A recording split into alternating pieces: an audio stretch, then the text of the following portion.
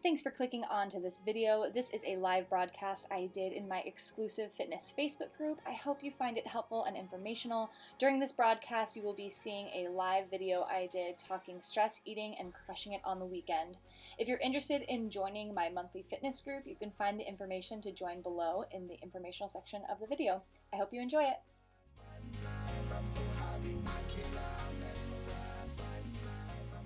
I'm a little early, but I figured, why not get this ball rolling? So I'm not sure how many of you guys will make it on here. I am recording audio again here. Pretty exciting stuff. Today we are talking about stress eating and crushing it on the weekends. So this is something that I get asked about all the time. There are people in my DMs asking about this. There are people constantly asking about this. So I'm really excited to be elaborating more on this and giving you guys some tools to crush it on the weekend. So yes, today we are talking stress eating and crushing it on the weekends and what you can do to kind of plan ahead and, not let it all go on the weekends. Because if you're constantly every single weekend, letting it all go, not planning and, constantly cheating and going overboard, you're not going to see the results you want. So that's what we're talking about today. We will be talking about stress eating and crushing on the weekends. I'm seeing Amanda. I'm seeing Brittany on here. Say hello to me in the comments. I can't see who's viewing it, but if you comment, I can see you guys and see who's here.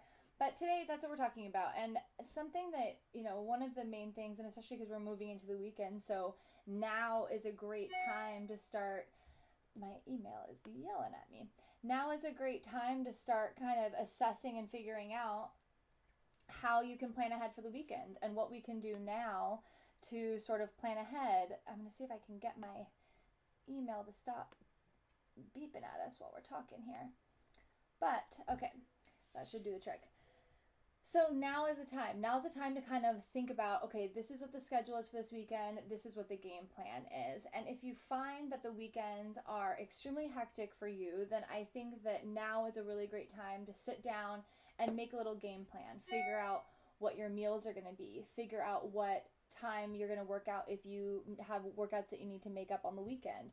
If you find that the weekend is very stressful and there's a lot of things that might trigger stress eating and might cause you to feel like overwhelmed, I highly recommend scheduling a workout during that time. If you want to bump one of the workouts during the week to the weekend, if that helps you clear your head and feel more on track, I think that's a great idea. And especially here in the States, we're celebrating Memorial Weekend on Monday, so that's going to be like a time that people are barbecuing, drinking beer, indulging a little bit more. And I think it's a great idea to get a workout in on those days that you're going to be having a surplus of calories. It's a good idea to spend some of those calories in a workout and get a workout in early on in the day. So if you know, okay, this is going to be a super indulgent day where I'm going to be getting in, more calories than normal, it's not a bad idea to schedule a workout on that day. So I would say to kind of plan ahead as far as doing workouts. And that seems like the obvious, okay, try to work out and eat well on the weekend. But I think also being aware of triggers. So if there are things that stress you out, if you know, okay, we're going to go hang out with my in-laws this weekend, I'm going to, it's going to stress me out or whatever. Instead of going, okay, I'm just going to eat my feelings and that being the next step for you, be aware in that moment. You can be aware of those triggers and acknowledge them instead of it just being like, well, that's just how this is going to go. This is what's going to happen and I'm just going to eat a bunch of crap and that's how I'm going to deal with it. I think taking a step back and being aware of your feelings and maybe reflecting a little bit and deciding a different way to, handle those moments. So being aware of things that are going to trigger you instead of just saying, oh, I know when I'm at work that I eat like crap, while I'm there. Okay, being aware of that and going, okay, how am I going to plan for this? What am I going to do instead of this cycle that I continuously put myself in? What am I going to do and process those feelings and figure out a different way of handling it? And Another way that you can do that is keeping those like maybe triggering items out. I think triggers can be another thing for people. If there's snack foods or certain, sweets or treats or things that you know that if they're in your house, you're going to eat the whole damn thing. Maybe it's better to not bring those things into your house. Like I know some moms deal with stuff where you buy snacks and stuff for your kids and there's certain things that you end up eating yourself. I think being aware of, okay, these are the things that I tend to go overboard on and maybe not bring those things into the house. So I know like if I buy certain cookies from Trader Joe's or whatever for Rocco, I'm going to eat a bunch of them, but there's other types that if I bring home, I don't really care about as much. So kind of being aware of what are those things in my house that are going to have me overdo it. And that's another way of like trying to stay on track all the time, but also, on the weekend, like keeping those temptation items out, is a great way to think about it. But then as much as you can keep things out, whatever, we have to live our life and there has to be some sense of balance. And I think being balanced is also being conscious and being aware. So if it's, okay, I want to treat myself and like have, waffles or whatever for breakfast, and then it turns into like, well, fuck it, I already had waffles for breakfast, I'm gonna have a burger and fries for lunch and I'll just start again tomorrow, and then that turns into like dinner or whatever. It doesn't have to like snowball into an entire day of treat meals and turn into like a cheat day during cheat weekend or whatever. Something that I talked to you guys a little bit about, the treat versus cheat.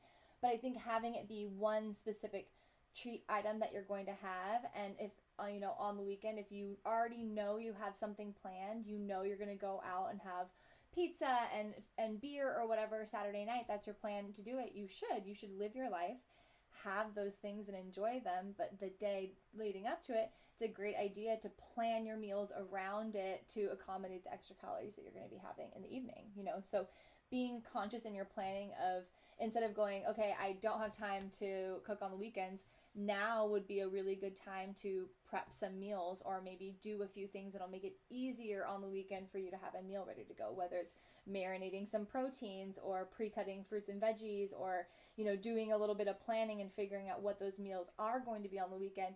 Don't continuously say, oh, I get off track on the weekends and that's just how it is. You don't have to accept that reality. You get to decide, okay, I'm going to plan for this weekend and conquer and have, really healthy breakfast and lunch and snacks planned. So dinners with family or whatever, we can do what we want.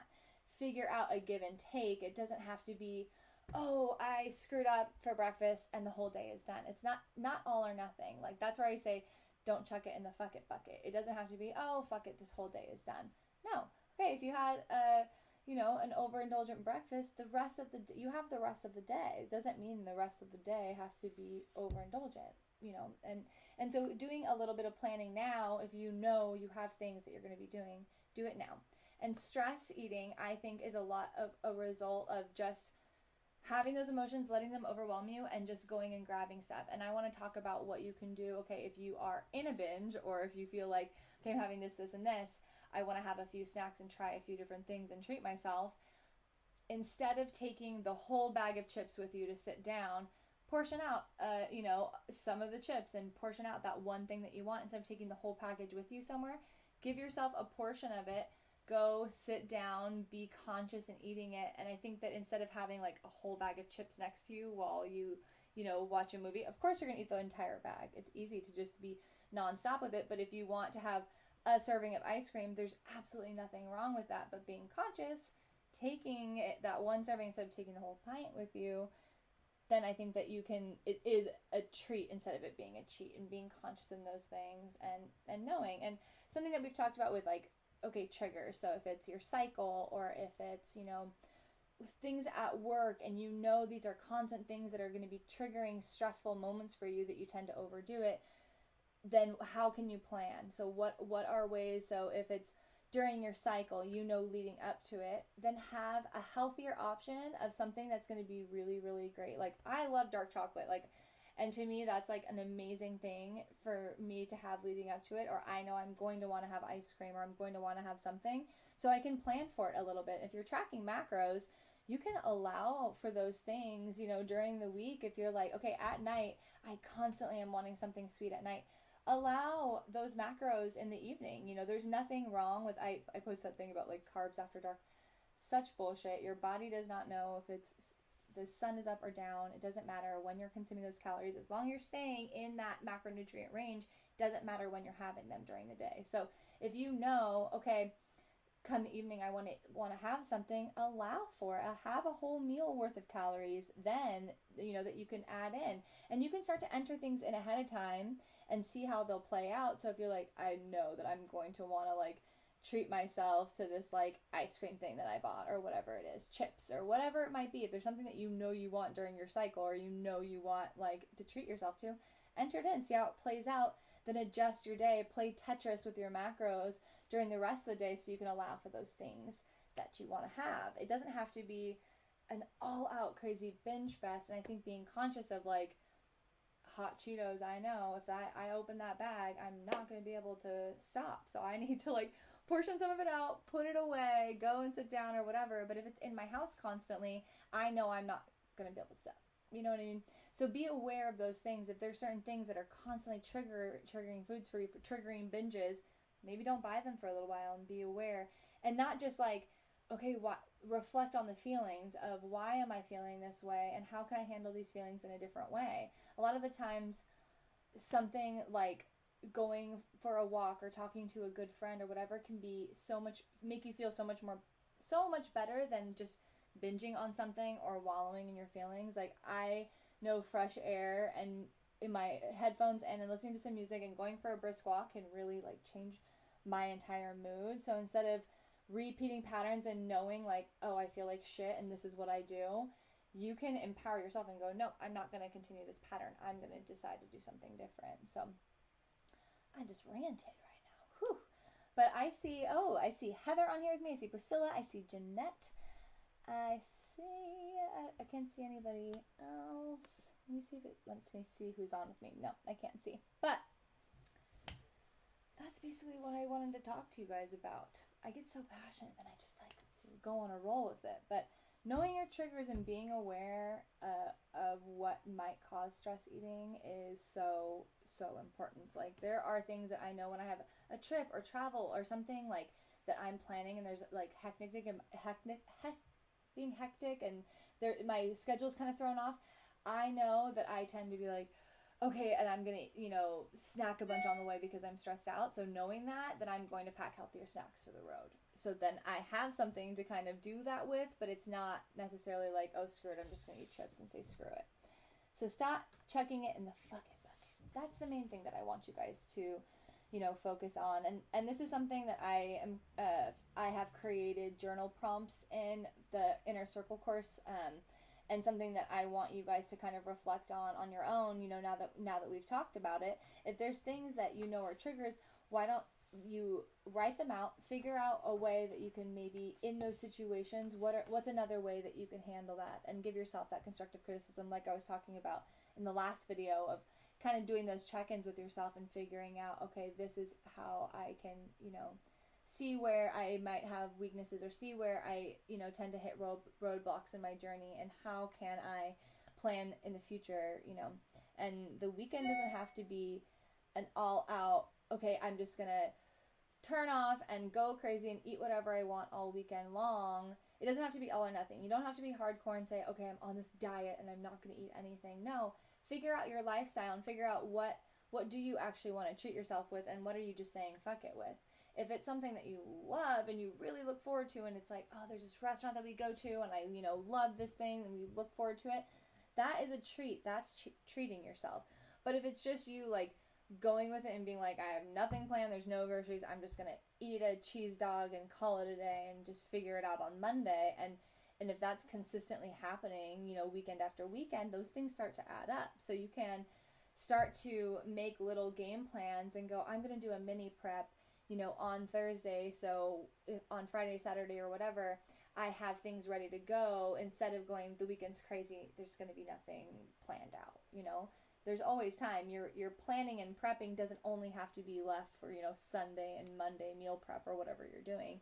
You can do those throughout the week, or you can start to look at yourself and go, when do I need to do that extra little bit of planning in order to make sure that I'm going to achieve my goals? And I've said, I think I've posted as a quote, like a goal without a plan is just a wish. So instead of just being like, oh, I'm going to, change my body and I'm going to work out and whatever. Like, create a game plan. Create a game plan that also includes the weekends, not Monday through Friday. It also is, okay, on Saturday, instead of my entire day being revolving around maybe, okay, brunch and having margaritas or whatever, plan for a hike in the morning first, or go and walk your pups in the morning first so you can get your body moving before you go and enjoy yourself and have your day. You can start to plan things even with friends. If you need to kill two birds with one stone and go, okay, I want to see my friends, but I also really need to get a workout in. There's nothing more motivating than having, you know, a hike plan with a friend or whatever. It can be so much more fun to do a workout that way. So if you can make your weekends and plan for them to be active and enjoyable at the same time, that's when it starts to become a lifestyle. Instead of it just being like, I'm going to be hardcore during the week, and then on the weekends, I'm just going to check out and turn off, and then I'll restart on Monday. It doesn't have to be a restart all the time.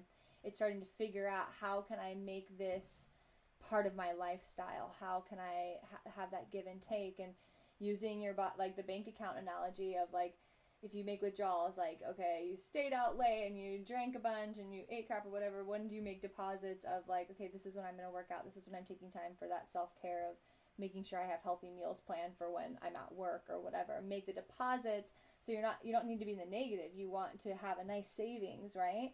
So instead of constantly taking from your body, and, you know, we're always expecting so much from, you know, our body, whether it's a crazy hectic work schedule or whatever, do those deposits of, I'm going to have healthy meals planned for you, and I'm going to take that time to move my body, and, you know.